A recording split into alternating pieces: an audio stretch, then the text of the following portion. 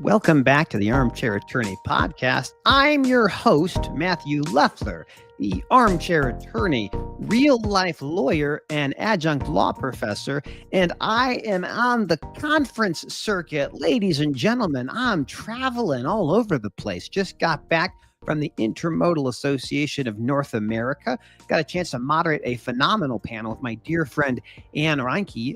Ann is the best. We know Ann is the best. I'm very grateful for the opportunity to go on stage with an incredible group of people, the Association of the Associations, a fellowship of the associations, if you will. We're going to be heading to the Journal of Commerce Inland Distribution Conference next week. I'll be speaking about all sorts of things. It's an Ask Me Anything, so we'll be seeing what that's all about. But today is a very special day. It's Wednesday, September 24th. We're right in the thick of fall, and fall again is conference season. And so I have a great guest for us this morning or afternoon, wherever you're listening to this, with my good friend Will Fidu. He'll be breaking down some of the Fidu. I know. I'm so bad with names. I know people's faces. Fidu. Will be here in just a moment. But before I bring on Will, I have to say thank you to the sponsors, the companies that help keep this thing going, all the trains arriving on time. First and foremost, our good friends over at DAT. Dial a truck. Since 1978, DAT has been helping people discover freight, finding the way to move America. DAT's been on a roll-up phase. They've been grabbing some great companies, partnering with some incredible leadership teams, Trucker Tools, Outgo, Convoy. Ken Adamos paying attention. I suspect you might be too. It's great to have the folks at DAT sponsor what we do, and I'm very grateful for the opportunity. If you're new to DAT, and maybe there's some of you that are, you can save yourself some money. I love saving people money. If you're new to DAT, there is a link in the show notes of the podcast on Apple and Spotify that'll save you 10% for the next 12 months on DAT. We're working on some factoring stuff. We'll get back to you on that in the upcoming days and weeks ahead. And of course, my great friends over at Genlogs, setting a new standard of care for freight intelligence. They have cameras everywhere, monitoring millions of images a day. Ryan Joyce threw up an interesting graphic about the data that they currently have. It's almost about a third or so of the total data that Netflix has, like all of the stuff in their massive catalog of information, terabytes and terabytes of data. I love the team at Genlogs. If you don't use them or don't know about them, there's a link in the show notes. Go check out the website, take a look. This is where you go to find your lost or stolen equipment. What they are doing is incredible, and I urge everybody who has a chance to listen to this to check it out. Now, moving on from the introduction and all the other pieces, it's been a very busy week. We have seen IEPA now in front of the U.S. Supreme Court. Associations leaders are making amicus briefs. We are watching this case unfold. It is without a doubt the most important case in my lifetime. You should be following the VOS selections case. I can't emphasize enough how important this case is. We'll do another deep dive on this case in the next couple of weeks, give you all some feedback of who's on what side and what to expect. But definitely VOS selections. This is the biggest case that's happening right now. Now, I met my next guest through serendipity, through the interwebs. It's great to meet people in real life, but it's also great to meet them in the world of social media. And Will has done a great job building up what is the Virginia Maritime Association, the VMA. I first thought, is it the Video Music Awards? And that's not what it is at all. It's not that VMA. It's a different VMA. Everything that you have, everything that you care about, it came more than likely on a boat. And that boat went to a port. And that port then moved it onto a lift, onto a chassis. A drayage provider took that chassis with that container and moved that to another location, maybe a warehouse, maybe a distribution center, maybe a train.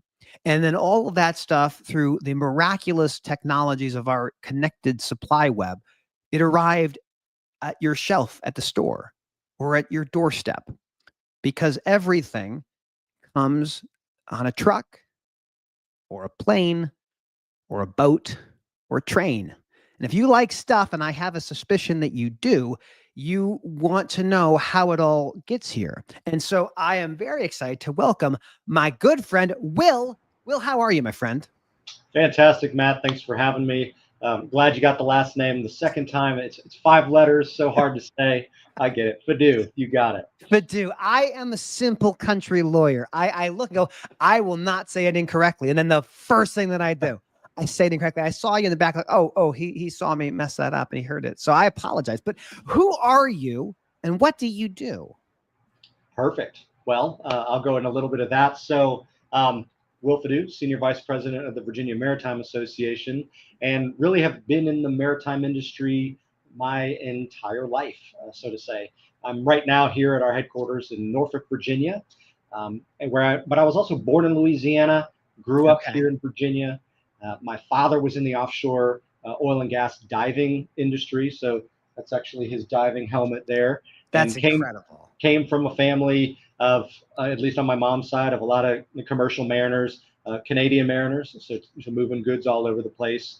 Um, and then now back here in Virginia after spending 10 years kind of all over the place. And it really started with growing up and looking at the water. So here in Hampton Roads, lots of water, lots of the cities, are on some of our channels and waterways. And seeing ships come in and out and not really having a full understanding, but at least being aware that we had some element of a maritime community here to include things like big shipyards and a big Navy presence. There is Um, nothing more fascinating to me than watching the big ports as they navigate these gargantuan ships. Like, how big of the ships are there coming into the ports in Virginia? Are you talking like 10,000 TEUs, or is it big? How big of the ships are you seeing out there? Yeah, great question. So we do receive several of the biggest ships in the world in different categories. So we do see on the coal side. So fun fact, we're the largest exporter of coal in the United States. So 40% of the nation's coal Let's comes go through export. I Hampton love Roads. that. Yeah. And it's mostly metallurgical. So when you think of steel production, so for decades, we've been receiving those massive coal ships coming in. And that was a big driver of our recent 55-foot deepening project. On the container side, we do see 14,000 TEU plus vessels, and there's lots of modeling to go even bigger, which is That's exciting, crazy. especially now that we have deepest water on the East Coast with 55 feet. And then on the military side, we are home to Norfolk Naval, so largest ship or largest naval base, in the entire world. So lots of aircraft carriers coming in and out. So we do big shifts, definitely. That's incredible. So your father is he diving? Like, what is he doing in the oil and gas space as you're a kid and you're learning about the incredible industry of the world of maritime? So he was a commercial diver that would work on the oil and rigs and go Is down he and welding? welding underwater. That is the cool. Like, so just for anyone who's listening or watching, that is the coolest type of welding you will ever find. Like, there are subreddits, there's a whole ecosystem of people who do that. How did he get into that line of work? So interestingly enough, I mean, he grew up just being a big time surfer in New Jersey of all places, and would just surfed a lot. Wound up doing marine biology in college, and I think when he was done with that, he's like, "What am I going to do?" Also as a collegiate swimmer, and I think somehow he found himself then putting all those loves together, becoming a commercial diver, and then working all over the world, surfing and working all over the world. Ultimately meeting my mom, who's a Canadian citizen still, but met her in Louisiana Did working you offshore. did you want to get into this industry, or with what your dad was doing, or did you like, I don't want to do this, I'll find something else? Like, how did you? What was the genesis? What did you study? What did you get interested Yeah. in? So he was out of the business by the time I basically grew up. Because I mean, that's Okay. hard life, pretty much like the military, 6 months on, 6 months off with, the oil rigs. But for me, like I said, I grew up seeing it all. And then when I went to Old Dominion University, which is a school here in Norfolk, Virginia, nationally ranked, especially in the maritime space, and I'll get to that. But I originally went to college to do pre med, or so I thought. Yeah. Now, you can obviously see how that turned out, right? As I was like, this isn't really for me, I started exploring some other opportunities. And in our business college, I was reading this newspaper, and there was an article that said there's this new maritime school that's basically starting, and this was 2003. And it said, if you want more information, go upstairs. So I go upstairs, learn a little bit, and it's like there's this new program about the supply chain, maritime operations, and there was like maybe 4 or 5 of us in this original cohort, and they had kind of warned us. They said, hey, this is a brand new program, and just so you know, if it doesn't really pan out, none of you will have a degree. So there was a little bit of a risk there. That's a substantial risk. But we went through it, and so what's really nice is that original cohort is now gainfully employed in leadership positions, here in Virginia, around the United States, in the maritime and supply chain industry. And ODU's school, I'll do a quick plug for them. So Old Dominion University now has a brand new, it's a supply chain logistics and maritime operations program in its own standalone school. So they pulled it out of the School of Business. Now it's a complete maritime program, and it's really, they're attracting just internationally known speakers and lecturers to come in and now build this amazing program here in Norfolk, Virginia. Well, it's incredible because like before COVID, I think people weren't really paying attention to supply chain. They weren't really thinking about logistics. They just assumed everything is always available whenever you want it. And my dad was a roadway guy back in the 70s. So like I've always kind of been around supply chain, but it's great to see how interesting it's become for so many companies and so many organizations. They need people who understand what's actually happening in the world of transportation. So you go to this program. What do you do after you get out? Because obviously you're not going to be a port doctor, though you could have had a great career as a port doc. I think that'd have been a great idea. But what did you do after that? Great question. So I was on the 5-year program. I'm not afraid to say that. It took a little bit to kind of figure out what I wanted to do and then graduate. So 2008 is when I was graduating. And it's a great year to graduate. Yeah, if you remember. I remember. Some of my friends were delivering pizza in 2008, right? Because that's just what you did.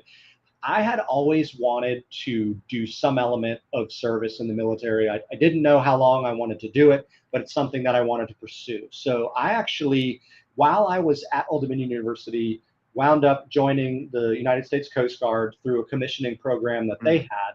And when I graduated, I was able to go and become a commissioned officer in the U.S. Coast Guard, and I was there for 8 years, where I really focused on regulatory compliance. So all things maritime safety and security from the, a U.S. regulatory standpoint and Code of Federal Regulations, but also in the international standards with IMO. So when people think Coast Guard, they think 2 very sexy things: either flying around in helicopters, saving lives, kissing babies, or catching drugs in the Caribbean and doing all those things. Putting the sunglasses on, the music playing in the background. That's not what you were doing? No, I had the very sexy job of wearing overalls and a hard hat and going through shipyards and marine terminals and boarding both U.S. flag and foreign flag ships, and basically making sure that they were in compliance with national and international regulations. So wasn't the most glorified job, but I will say it really gave me an appreciation and an understanding of the commercial maritime sector and that exposure. And because I interacted with the commercial maritime sector daily in a face-to-face situation, it did lead to my immediate next job when I left the military, when I was interacting with CEOs in the oil and gas industry in the Gulf Coast. Well, so the regulations you were helping enforce, was those like the FMC regulations? Is that the Federal Maritime Commission? Is that the type of regulations, or is there something different you were working on?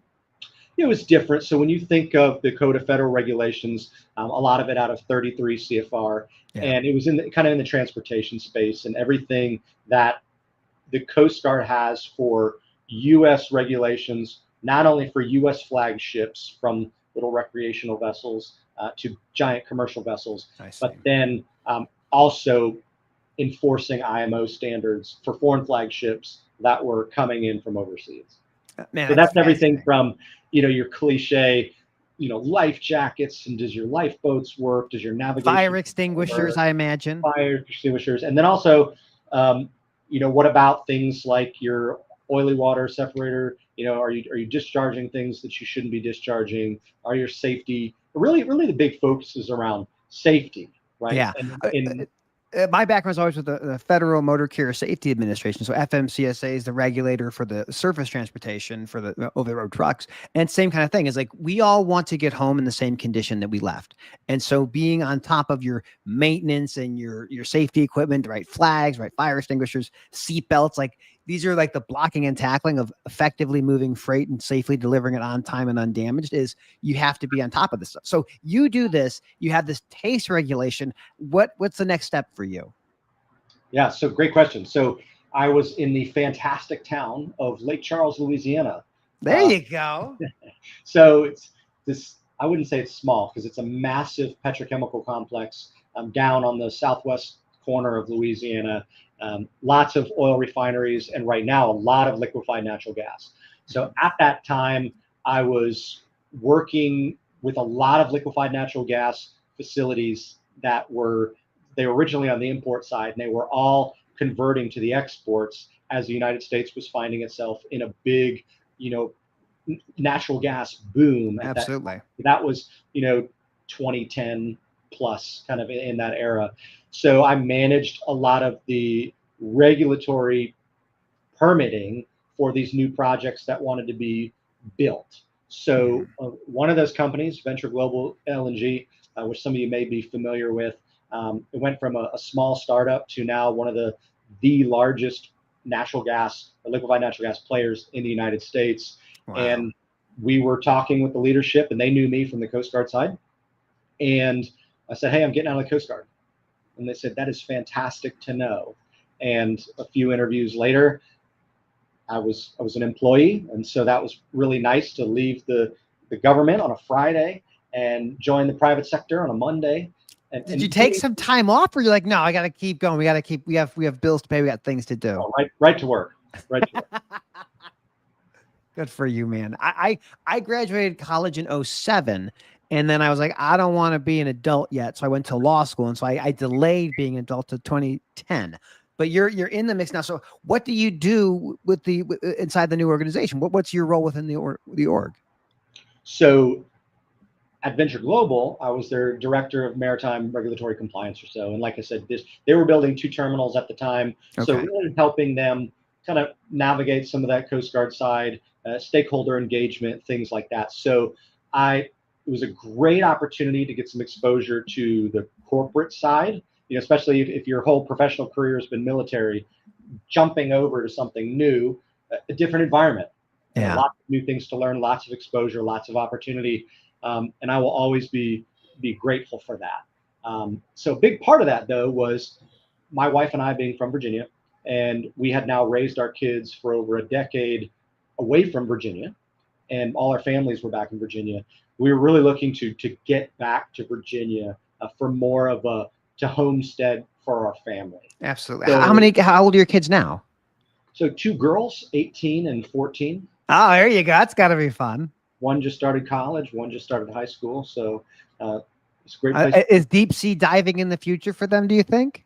Absolutely not. The the funny thing is, I think as most kids, um, they know what I do, and at least right now, they want nothing to do with it, which is hilarious because I was like, if you just even wanted to be in the in the periphery, there's so many people I know and so many contacts and so many ways to help you, but they're like, no, we're not Well, doing you can't automate offshore stuff yet. I mean, and maybe someday you can, but I think there's still a lot of opportunity. They'll change their tune when they see what the job market looks like in 4 or 5 years. Yeah, no kidding. So, kind of to wrap that up, so through the good old fashioned network, I was able to, a friend of mine at Venture Global helped me because we were both in the Coast Guard, and we networked our way back to Virginia, where, hey, That's you great. should talk to my friend over here. You should talk to my friend over here. Long story short, wound up going through the networking process, learning more about the Virginia Maritime Association. They had an opening, and here I am. So I've been here since 2018. Started as their VP of Supply Chain and Government Affairs, and then now in their senior vice president position. So very happy to be here. Now, having gone from, when you think of the maritime table, gone from the government side, then going to the private sector side, now for a 501c6 nonprofit trade association, kind of in between working with government and representing private sector. I couldn't agree with you more. I mean, first, to just build off your point on networking, I fundamentally believe that your net worth is your network. And if you're able to network and keep your promises, you can do anything in any industry. So it's great to see that played out for you. But I think you're right. Like, you are uniquely positioned because as an association, you're balancing not just the for-profit businesses that rely upon this. You have the stakeholders of the government that want to make sure things are moving safely. And you have a perspective that you just can't teach. Like, you have to learn that, like, boots in the ground. So how has that transition been to go into the organization like the Virginia Maritime Association and figure out how can I help it get better? How can I help it grow? What has been the most interesting part for you so far? So what's neat is, even back in the Coast Guard, I did a lot of kind of stakeholder relations. Was a public affairs officer as one of my collateral duties, and did a lot of that stakeholder engagement. So I was already pretty comfortable doing that. The same thing when I was with Venture Global. It was like one foot in the office doing the technical side, the other foot out in the community working with elected leaders, working with government officials to kind of bring projects about, right? So that level of project development experience now has been really critical for me over at the association, where I came into the association somewhat comfortable working in government affairs lobbying, but also with project development, also working with different industry leaders, and being able to bring all that to bear now that I help our members do the same, really for the benefit of the Commonwealth of Virginia as a whole. I see. So before I got a chance to get to know you, I didn't know how big the Virginia maritime business was. Like, I always think about ports. I go, oh, LA and Long Beach. It's all the West Coast. East Coast is maybe Savannah, maybe Houston. Virginia might have a one or two. But like, how big, how massive is this port complex that within Virginia? I mean, how much are we talking about here? Yeah, great question. So, and something we're very proud of. So, I'm going to give off some stats that I think we think is impressive, but I think the world has really seen our value as an international player. So, real quick, second largest port on the East Coast by tonnage, third largest container port on the East Coast, largest shipbuilding repair complex in the United States, largest Navy base in the world, largest offshore wind project in federal waters under construction right now, deepest water on the East Coast at 55 feet, with about 55 different marine facilities from Richmond down to the North Carolina border on our waterways, with about 2,500 vessel calls a year on average. That's a split about 60% container, about 40% non-container when you think of bulk, break bulk, project cargo, and thousands of barge moves kind of going up the ICW, et cetera. And what's also neat about that is we have, we're home to the only builder of nuclear aircraft carriers, one of two builders of nuclear. That's incredible. And we also just received last week the first U.S. flag offshore wind construction vessel, which is the vessel Charybdis, which is being used on the Dominion Energy Coastal Virginia offshore wind project. So that just sailed in. So what's neat is you look out our window and you see the latest in DoD. You see the latest in offshore wind and U.S. flag vessels coming in. You see some of the biggest commercial vessels calling on the East Coast, and just that makeup of who we are and who we've been since the beginning of this country is this major maritime player on the East Coast. So it's pretty amazing. I have so many questions. So first of all, you said it was the Charybdis. Is that right? Mm-hmm. Okay, so I'm going to throw my ancient Greek memory here. So the two were Scylla and Charybdis. One was a whirlpool monster, and one was another type of monster. And like, you'd go between them, and I think that's what the phrase, or at least people think of it as, like the rock and the hard place. Like, you go between Scylla and Charybdis, and like, you're going to get destroyed. Which one is Charybdis? Was Charybdis the whirlpool monster? Or was Charybdis the other monster? I believe it's the whirlpool monster. Oh, that's so cool. I love. Okay, that is First of all, that's amazing. All right, now talking about the nuclear aircraft carriers. How long does it take to make one of those things? What's the timeline from the money being allocated to the I guess they break a bottle. I don't know if I'm not maybe I'm watching movies, but how long does that take? I will say a long time, and in this, and definitely in the span of years. It's not something that you just spit out. And what's neat is right now there are tens of thousands of professional skilled laborers that are out there working in the shipyards, because not only do we do the new construction, but also a massive repair sector here to keep predominantly DoD and government related vessels, so military sea lift command, NOAA, Coast Guard. There's all kinds of things here, and so they're constantly coming in for routine maintenance, repair. Even some of the offshore wind related vessels that have been coming in have been able to take advantage of our infrastructure for modifications, for repairs. So that is just one of the multi-dynamic pieces of Virginia's ports that make us so special. That's so encouraging because like I'm on the internet and you hear like John Conrad or Sal Mercogliano, our mutual friend, kind of talking about like American shipbuilding and why do we make a lot of different ships? And it seems like Virginia, at least on the military side, is able to do anything. Do you see the Virginia being able to manufacture like some of the container vessels? Is that possible? That's when it is happening, or is that more like a not the wheelhouse of what we do out there? Great question. I would say it's not something we do at this moment, but with the current administration and everything that they're wanting to do with really leaning into restoring America's maritime dominance, when you look at the Ships Act, when you look at some of the executive orders about really revitalizing our maritime industry, those discussions are being had. And a Absolutely. lot of it is, like I said, we do a lot of the repair work. And I know there's only a handful of yards in the United States that could actually build commercial vessels at that size. But I will say is with the technological changes that are happening, with the way we're even reimagining vessels, specifically on the DoD side, where are we are we potentially pivoting away from big, massive destroyers and carriers, and are we focusing now on smaller autonomous vessels? Yeah. Our area also hosts a lot of R&D companies, and there's actually, I mean, I won't name names, but there are companies coming in that are wanting to set up shop in Virginia that are the next generation of these autonomous vessels, submersible vessels, all the things, because they see the value of what we have in our existing infrastructure, in our connectivity to the DoD sector from Norfolk and DC, and also just the workforce that we have that is already doing this kind of work. This is why I think the trade associations are so valuable. Like you want to come into an industry and you want to know, who am I supposed to know? What am I supposed to do? What are the resources available? There's nothing better than the trade association. So how is like the Virginia Maritime Association? How are you working with your members? What is the stuff you care about? And I know we have a conference coming up. So I'd love to kind of just get a little bit more information about what's the VMA up to?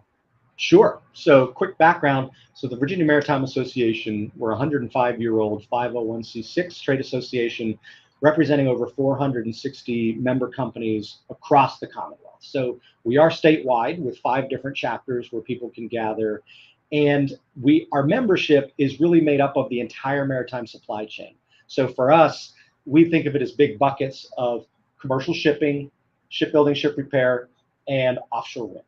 Right? So everything from ocean carriers and vessel operators to terminal operators, trucking, rail, warehousing, distribution centers, towing companies, offshore wind companies, shipyards, admiralty lawyers, bankers, investment, freight forwarders.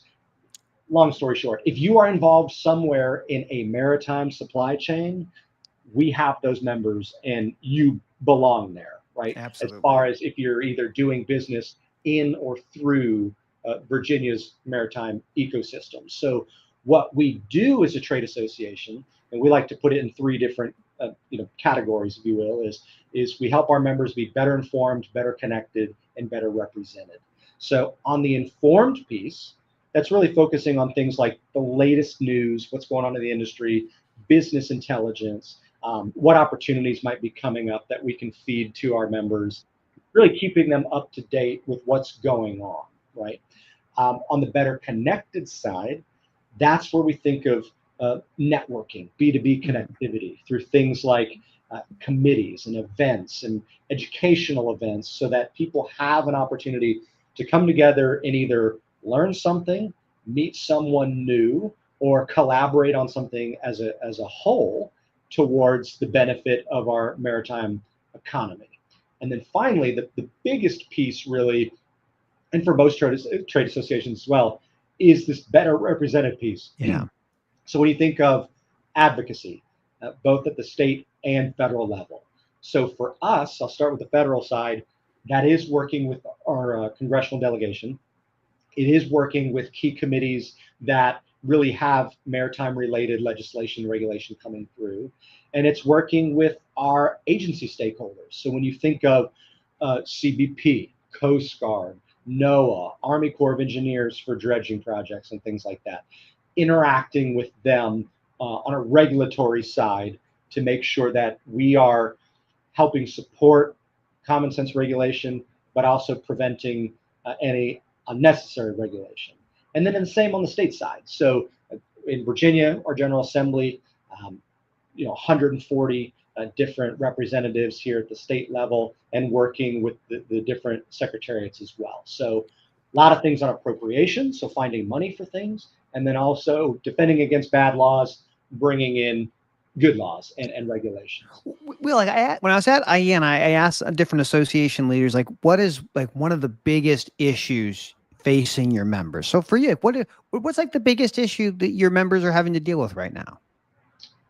I'll kind of wrap it up in what we've been doing in the last few years, right? Okay. Because I could say what's happening right now is what everyone else is dealing with. Like, Yeah. we could say tariffs, we could say ship fees, we could say all the things, right? But over the last just few years, we've gone through making sure that our state had enough money for what we call business ready sites so that we could have more manufacturing sites, more warehousing and distribution centers, a port-centric community and economic development, so that we could move through more cargo, right? Yeah. We've worked on dredging projects so that we can continue to receive the largest ships and improve our volumes. So we were able to get 350 million appropriated through the state for dredging. We were able to get 350 million appropriated through the state for modernizing one of our container terminals, $40 million through the federal government for one of our offshore wind terminals. And the latest thing that we've worked on, which I thought was pretty neat, is drone protection. So Interesting. big interesting topic right now is drones, mostly handled by the FAA. And the federal government has been, I'll say, a little behind in this. And the state was looking for an opportunity to really bolster its security for drone incursion because we're building nuclear aircraft carriers and nuclear subs. As you can imagine, our percentage of bad actors compared to the rest of the United States is quite high, right? When you have Absolutely. people, and you can Google these things in the news. There were drone incursions over some of our Air Force bases with our most cutting edge, fighter aircraft. There was drone incursions over our shipyards, and so legislation is trying to be passed to turn this more to really bolster the bite, if you will, or make it a tougher penalties for doing this. So it Absolutely. evolved from, well, let's just focus on our shipyards. And then it said, well, we need to focus on more than just the new builds. Let's do the repairs as well, collaborating with different stakeholders. And then from our standpoint, it was, hey, let's not forget the MTSA regulated facilities. So those that are moving passengers or goods or anything like that. And long story short, we were able to successfully cobble together some legislation that prevented any type of drone incursion without authorization over all our shipyards, our repair facilities, and our MTSA commercial maritime facilities. So that felt like a big win for us. But I'll also kind of tie on that what we have heard is the biggest issue for everyone right now is workforce. So no matter where you are in the country, no matter what you do, and our industry is no different, is there's no bodies. And somehow, as COVID happened, People went somewhere because they don't seem Yeah. to be around It's anymore. work from anywhere now. Right. And so it's looking for white collar jobs, blue collar jobs, new collar jobs where people are transitioning to different industries. Because right now we need everything from you know welders and pipe fitters and electricians on the shipbuilding side. But what's interesting is all this technology, including our cargo terminals, they're becoming so technologically advanced, including shipbuilding, that now it's looking for people with robotics backgrounds, AI backgrounds, IT, because our world, even when you think of an industrial place like a shipyard or a marine terminal, is becoming more connected. Is there like a job board within the Virginia Maritime Association where members can say, hey, here's where we're actively hiring for? Is there like a central kind of place you go, oh, this is where I can go look for a career?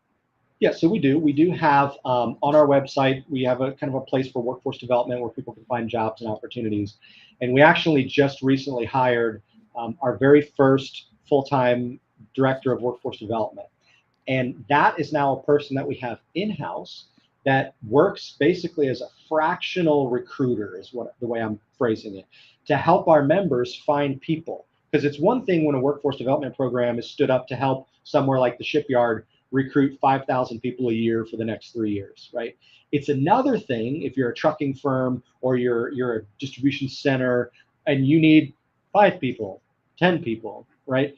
But we need all those people, whether it's a tugboat operator, et cetera. So we have been working on going into the school systems, both K-12, both at the college level, and really raising the awareness of the type of jobs. Because I mentioned I was able to look out and see some of it. But so much of what we do in the maritime supply chain, trucking space, what is it? It's behind fence lines, Yeah, it's in industrial parks. And when's the last time you heard a kid say, you know what I want to be when I grow up? I want to be a welder or a trucker, or I want to be a crane operator, or I want to, work at a port, because it's not something that they naturally see or are That's right. exposed to. When you think of, well, I want to be a firefighter, a policeman, a pilot, a doctor, because they understand those things. So, Absolutely. I so think your point on just like the career development, I'm going to make sure to link that in the show notes for people that are looking, because I think it's great to aggregate that kind of stuff. But even like just in the news, like earlier this year, I mean, the longshoremen were able to negotiate, I think, a 62% increase over the next 6 years. So these are good paying jobs. These are good careers, safe careers in many cases. So that's awesome to hear. Now I want to go back to the drone just for a second, because I don't want to lose this thread. The drone utilization, certainly there's like hostile entities that might want to do something, but there's also a ton of use cases for drones, just like to inspect the facilities where there might be heat or might be some thermal things. So how are you seeing like that technology impact the organization and this for your members generally? great question. So we are seeing a lot of that technology being applied. So currently there are 2 offshore wind turbines out there spinning 27 miles off our coast and producing electricity. Those were the 2 test turbines to kind of figure out, okay, now we know how to successfully construct these, right? Yeah. And the current commercial size farm is being built with 176 turbines. Wow. But to your point, there's a lot of dangerous things that drones are being able to replace, like turbine blade inspection, like hull cleaning on commercial vessels. There's now these magnetic robots. They just slap it on the hull. It goes down under there. It does inspections. It does cleaning.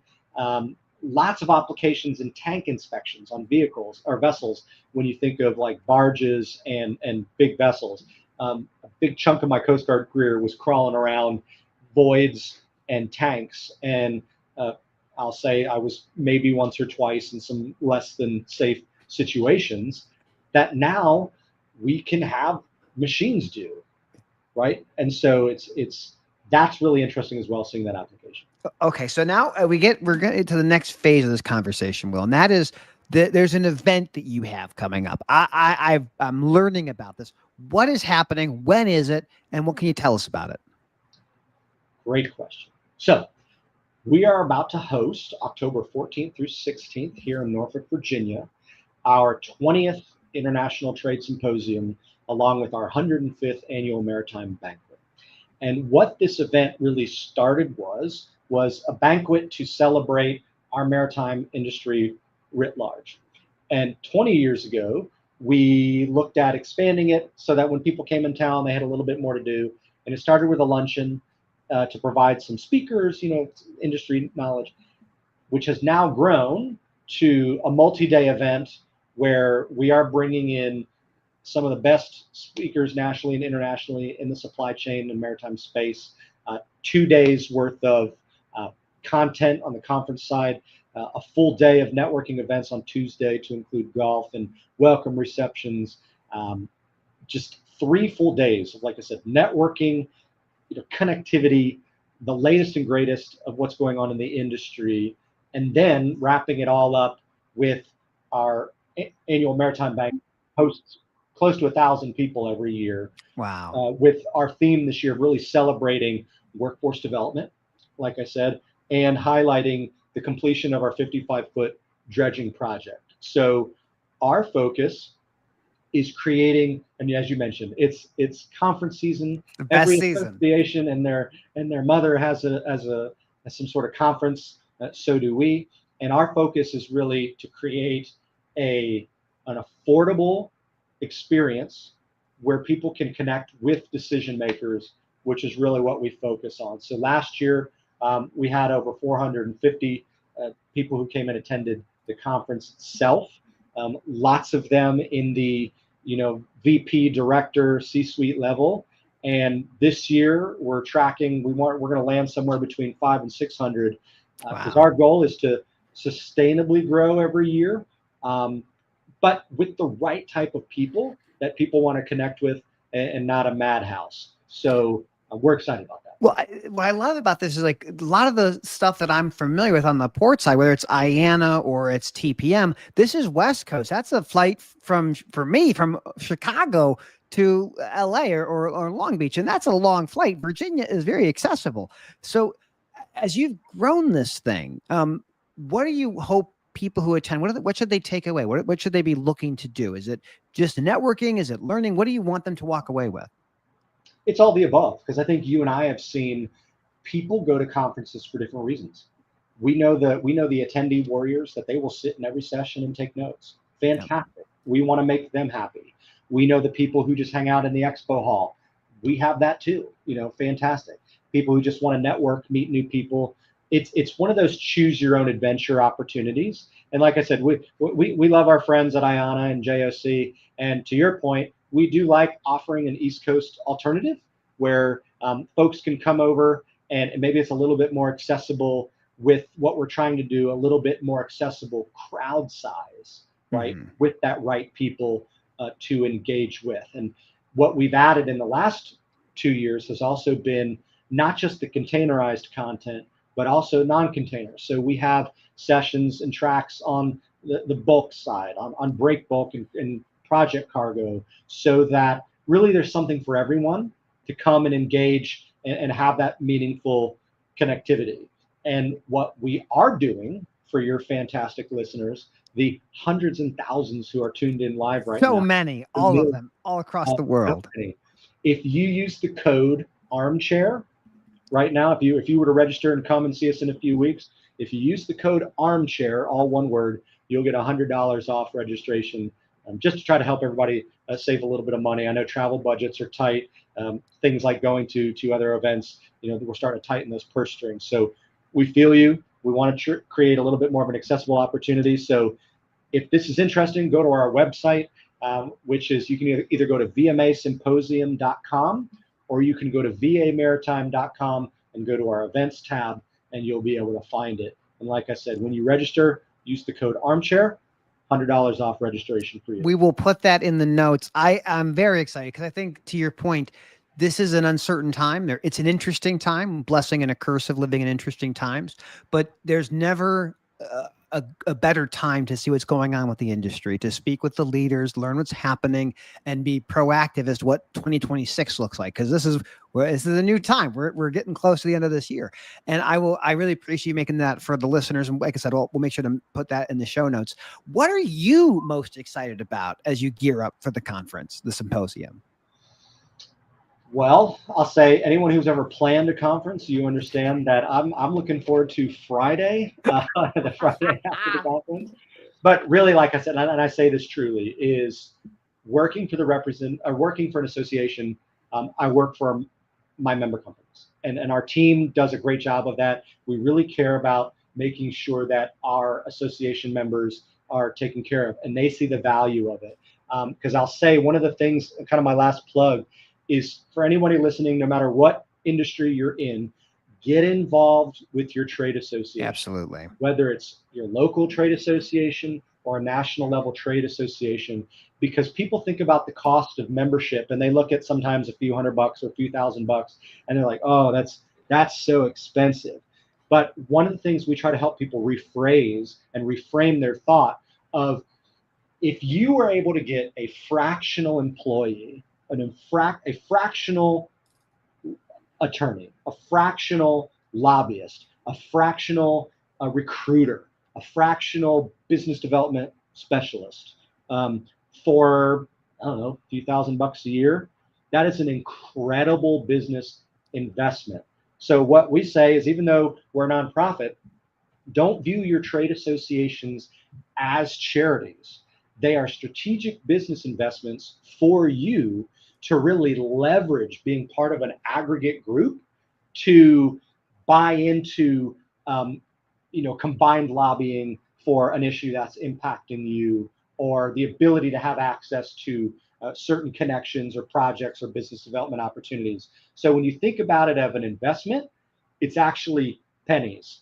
When you really think about it, it's almost nothing.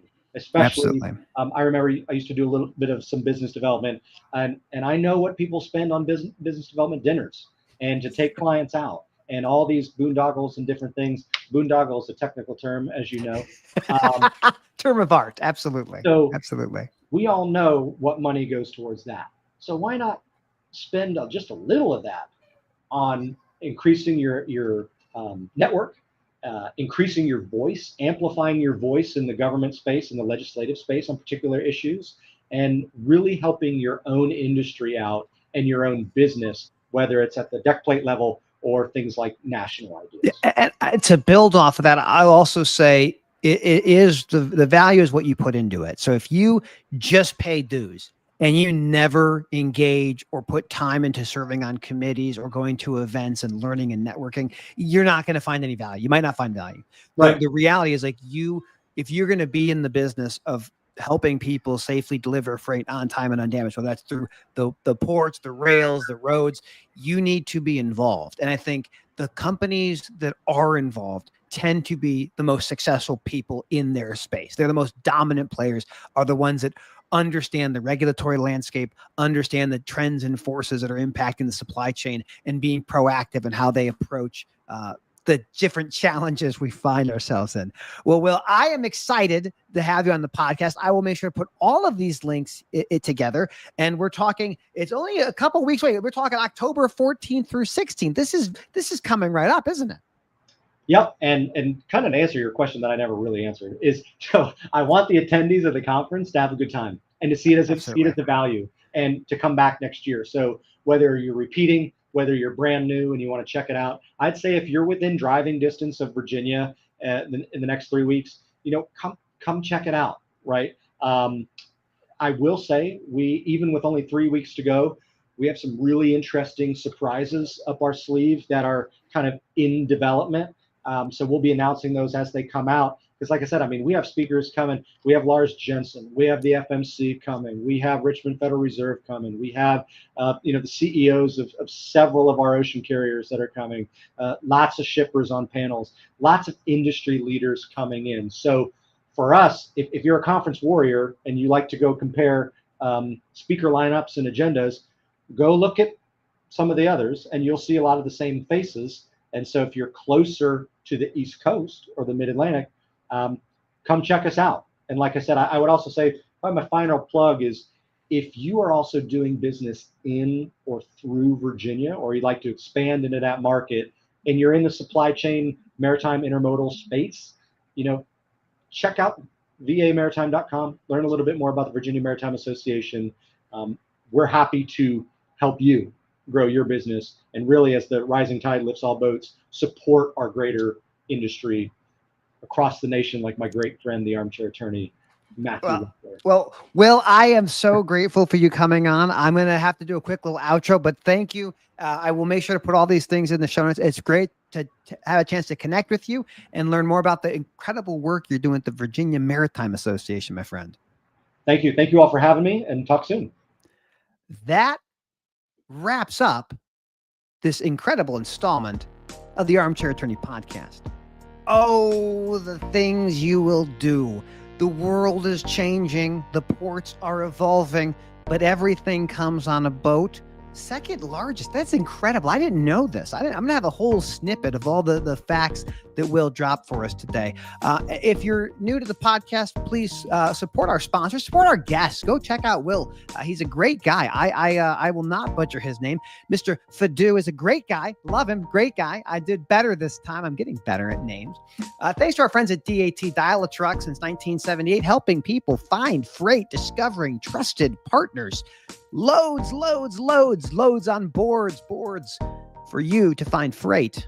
Check them out at DAT.com, or the show notes also have the discount code. And my friends at GenLogs, Ryan Joyce and his team, setting the new standard of care for freight intelligence, cameras, lights, all the things, not lights, mostly just cameras.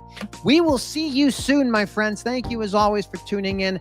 Have a great rest of your day. We'll catch you next time on the Armchair Attorney podcast.